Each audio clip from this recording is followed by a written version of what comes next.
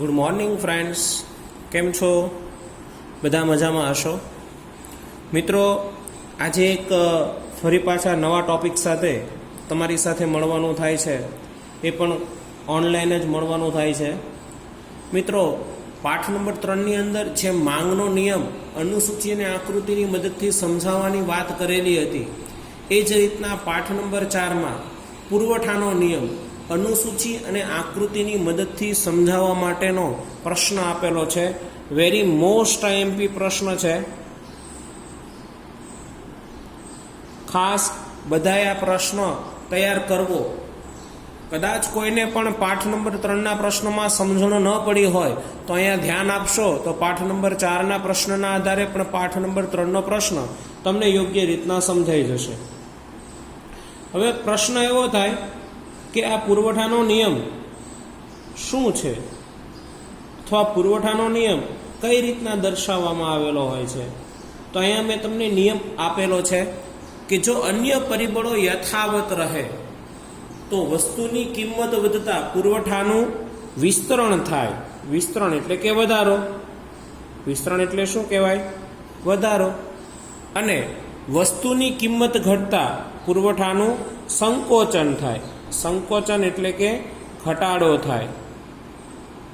પણ અહીંયા વધારો અને ઘટાડો એવો શબ્દ આપણે વાપરી શકતા નથી. અહીંયા આપણે ફરજિયાતપણે વિસ્તરણ અને સંકોચન શબ્દ જ વાપરવો પડે છે.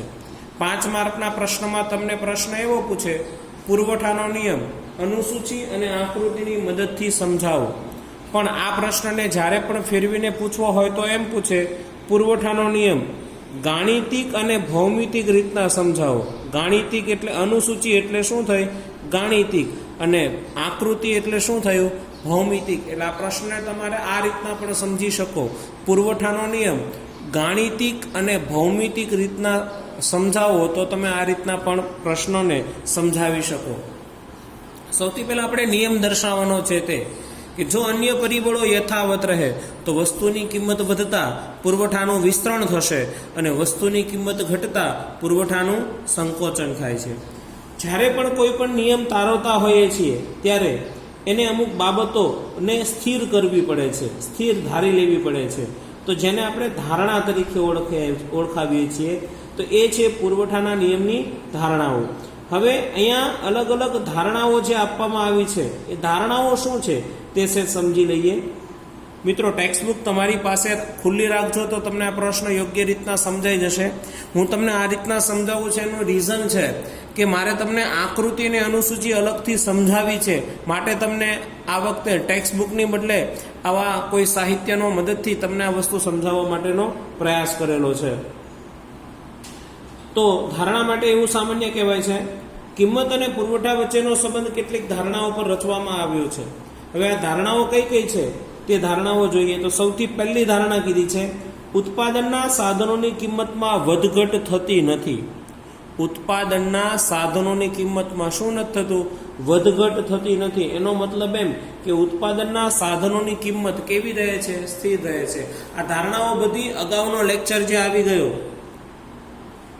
અગાઉનો લેક્ચર જે અસર કરતા પરિબળોનો આવી ગયો તો એના પરથી જ આ ધારણા આપેલી છે. અને સૌથી પહેલી ધારણા કીધી છે કે ઉત્પાદનના સાધનોની કિંમત કેવી રહે છે? તો કે સ્થિર રહે છે. બીજી ધારણા કીધી છે, ઉત્પાદનના પદ્ધતિમાં ફેરફાર થતો નથી. એટલે કે ઉત્પાદનની પદ્ધતિ જે છે તેની તે એમાં કોઈ પણ જાતનો ફેરફાર નહીં. સાથે સાથે કીધું છે કે ટેકનોલોજીની કક્ષા પણ સ્થિર રહે છે. ટેકનોલોજીની કક્ષામાં પણ કોઈ પણ જાતનો ફેરફાર થતો નથી. મુદ્દા નંબર 3માં કીધું છે, અન્ય વસ્તુના ભાવો સ્થિર રહે છે. એટલે કે અન્ય વસ્તુના ભાવમાં નથી વધારો થતો કે નથી ઘટાડો થતો. ત્યારબાદ કીધું છે, ભવિષ્યના કિંમત અંગેની અટકળો સ્થિર રહે છે. એટલે કે ભવિષ્યની કિંમત અંગેની અટકળોમાં કોઈ ફેરફાર થતો નથી. અને 5મી અને છેલ્લી ધારણા કીધી છે, સરકારની નીતિ, વાહન વ્યવહારની સગવડ, કુદરતી પરિબળો અને પેઢીઓની સંખ્યા બધી કેવી રહે છે? સ્થિર. ટૂંકમાં હું તમને એમ કહું કે જો તમને અસર કરતા પરિબળોના નામ આવડતા હોય તો આગળ અસર કરતા પરિબળોના નામ લખો અને પાછળ તમે ઉલ્લેખ કરો, સ્થિર રહે છે, સ્થિર રહે છે અને સ્થિર રહે છે. એટલે તમારો મુદ્દા નંબર 2 જે ધારણાઓનો ટોપિક છે એ ધારણાઓનો ટોપિક અહીંયા તમારો પૂર્ણ થશે. હવે આવે છે મુદ્દા નંબર 3 માં અનુસૂચિ. તો અનુસૂચિ કોને કહેવાય? તો અહીં અનુસૂચિ માટે એક બાબત દર્શાવી છે. કોઈ એક ઉત્પાદક કે વેપારી કોઈ એક સમયે વસ્તુની જુદી જુદી કિંમતે વસ્તુનો જેટલો જથ્થો વેચવાની તૈયારી દર્શાવે છે. આ યાદીને પુરવઠાની અનુસૂચિ તરીકે ઓળખવામાં આવે છે. તમારી ટેક્સ્ટ બુકની અંદર અંડરલાઈન કરજો. અનુસૂચિ માટે રિપીટ કરું છું, કોઈ એક ઉત્પાદક કે વેપારી કોઈ એક સમયે વસ્તુની જુદી જુદી કિંમતે વસ્તુનો કેટલો પુરવઠો વેચવાની તૈયારી દર્શાવે છે. આ તૈયારી માટેની યાદી જે બનાવવામાં આવી છે, યાદીને અનુસૂચિ તરીકે ઓળખવામાં આવે છે. હવે આ યાદી બધી કાલ્પનિક હોય છે. અહીંયા ઉલ્લેખ પણ કરેલો છે કે અહીંયા એ યાદી બધી જે બનાવવામાં આવે છે તે કાલ્પનિક હોય છે. તો અહીંયા આપણે એક કાલ્પનિક અનુસૂચિ બનાવીએ તો એના આધારે પછી આપણે આકૃતિ દોરવાનો પણ ખ્યાલ આવી શકે. તો અનુસૂચિ માટે સૌથી પહેલા આપણે લઈએ વસ્તુ એની કિગ્રા દીઠ કિંમત,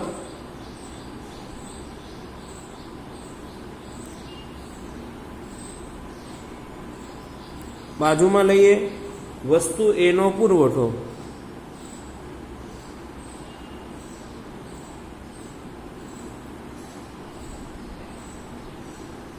તમને ખ્યાલ છે તે મુજબ કે આ બંને વચ્ચે સીધો સંબંધ છે. સીધા સંબંધને તમારે સ્પષ્ટ કરવાનું રહેશે. તો કિંમત દર્શાવી દઈએ, તમારે જે કાંઈ દર્શાવવી હોય તે. ફોર એક્ઝામ્પલ તરીકે 10, 20, 30, 40, 50. આપને ખ્યાલ છે વસ્તુની કિંમત જેમ જેમ વધે તેમ વસ્તુના પુરવઠામાં શું થાય? વધારો થાય. કારણ કે બંને વચ્ચે કેવો સંબંધ છે? કે સીધો સંબંધ રહેલો છે. તો વસ્તુ એની કિંમત 1 કિલોગ્રામની કિંમત 10 રૂપિયા હતી, ત્યારે બજારમાં તેનો પુરવઠો સમજો કે 15 એકમનો રહેલો છે. હવે વસ્તુની કિંમત જેમ જેમ વધે છે તેમ પુરવઠામાં શું કરવાનો? વધારો કરવાનો. વસ્તુની કિંમત વધીને 20 થઈ તો પુરવઠો વધીને 25. વસ્તુની કિંમત વધીને 30 થઈ તો પુરવઠો વધીને 40 થયો.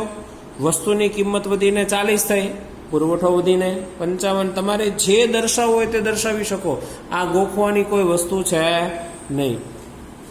વસ્તુની કિંમત વધીને 50 થઈ તો પુરવઠો વધીને થયો 75. એટલે કે જેમ જેમ વસ્તુની કિંમત વધતી જાય છે તેમ પુરવઠામાં શું થઈ રહ્યો છે?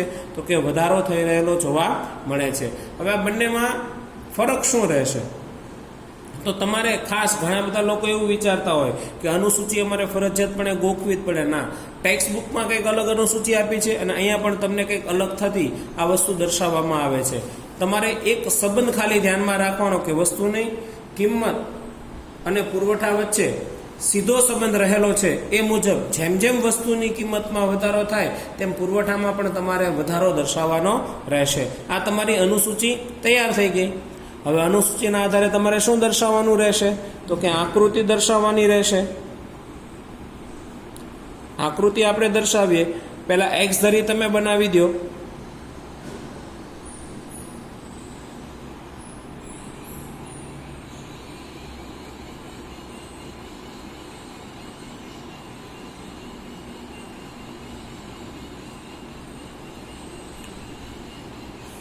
એક્સ ધરી પર તમારે વસ્તુનો પુરવઠો દર્શાવવાનો.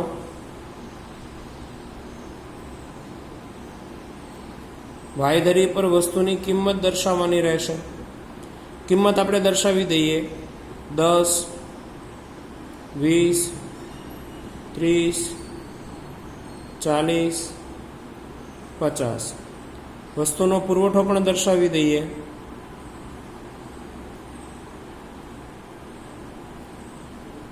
15,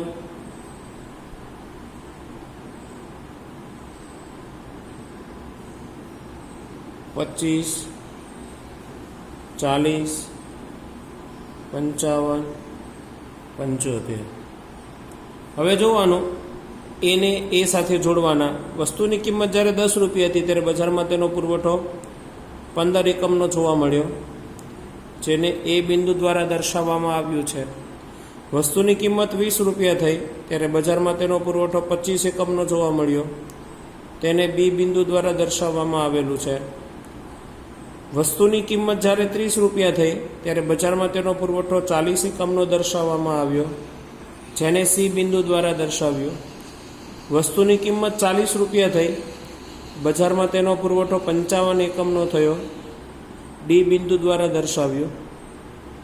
વસ્તુની કિંમત 50 રૂપિયા થઈ, બજારમાં તેનો પુરવઠો 75 એકમનો થયો, એ બિંદુ દ્વારા દર્શાવ્યું. આમ તમને જો અલગ અલગ બિંદુઓ પ્રાપ્ત થયા. આ બિંદુઓને જોડતી એક સીધી રેખા બનશે. આ રેખાને અંગ્રેજીમાં આપણે SS રેખા કહીએ છીએ, કારણ કે પુરવઠાને અંગ્રેજીમાં આપણે શેના તરીકે ઓળખાવીએ છીએ? સપ્લાય તરીકે ઓળખાવીએ છીએ. જ્યારે એને સપ્લાય તરીકે ઓળખાવીએ છીએ માટે આ પુરવઠા રેખાનું નામ આપણે શું આપીશું? SS એવું નામ આપીશું. તો મિત્રો, આ વાત થઈ ગઈ અનુસૂચિ, નીચે વાત થઈ ગઈ આકૃતિની. હવે મારે તમને સમજણ આપવાની છે એની સમજૂતી શું લખવી. અહીંયા બાજુમાં દર્શાવું છું સમજૂતી માટેના મુદ્દા. હું ટૂંકમાં દર્શાવું છું, તમારે એના આધારે એનું વિશ્લેષણ આખા પૂરા વાક્યમાં કરશો એટલે થઈ જશે. મુદ્દા પાડીને દર્શાવશો તો મજા આવશે. સૌથી પહેલા મુદ્દામાં આવશે OX ધરી અને OY ધરી. એટલે કે આકૃતિમાં OX ધરી પર વસ્તુનો પુરવઠો દર્શાવ્યો છે અને OY ધરી પર વસ્તુની કિંમત દર્શાવવામાં આવેલી છે. આ વિશ્લેષણનો મુદ્દો થયો. મુદ્દા નંબર 2, જ્યારે વસ્તુની કિંમત કેટલા રૂપિયા હતી? 10 રૂપિયા હતી. ત્યારે બજારમાં તેનો પુરવઠો કેટલા એકમનો થયો? 15 એકમનો થયો. જેને કયા બિંદુ દ્વારા દર્શાવ્યું છે?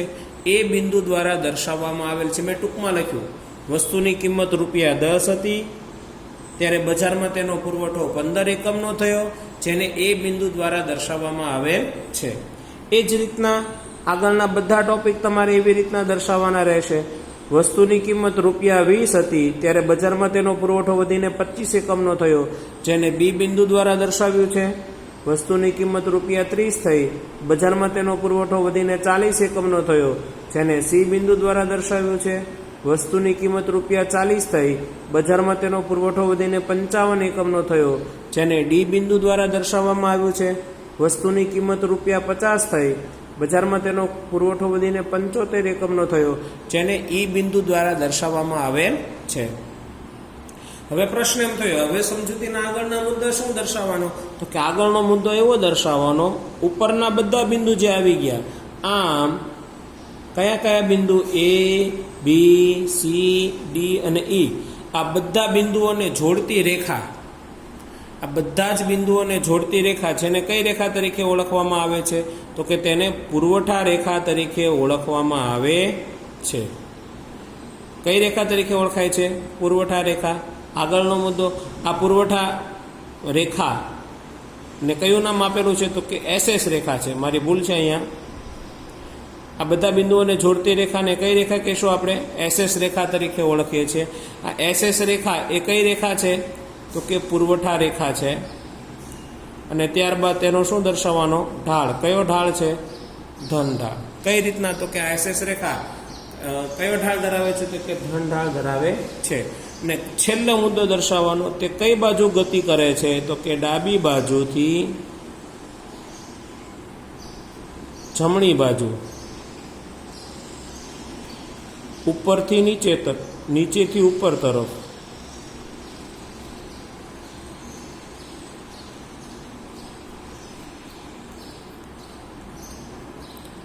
આ બે એક માર્કના પ્રશ્નમાં પણ આવે.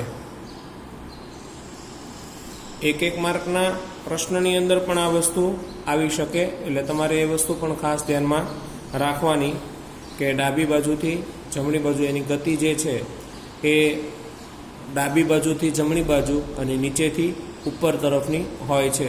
આ રેખા એ કઈ રેખા છે? તો કે પુરવઠા રેખા નામથી તેને ઓળખવામાં આવે છે. તો મિત્રો, આ આપણો આખો પ્રશ્ન કમ્પ્લીટ થયો, જે 5 માર્ક સંદર્ભે તમને પૂછી શકે. પુરવઠા રેખા પુરવઠા રેખાની પુરવઠાનો નિયમ અનુસૂચિ અને આકૃતિની મદદથી સમજાવો અને તમે આ રીતના આ વસ્તુ આખી સમજાવી શકો. ઓકે.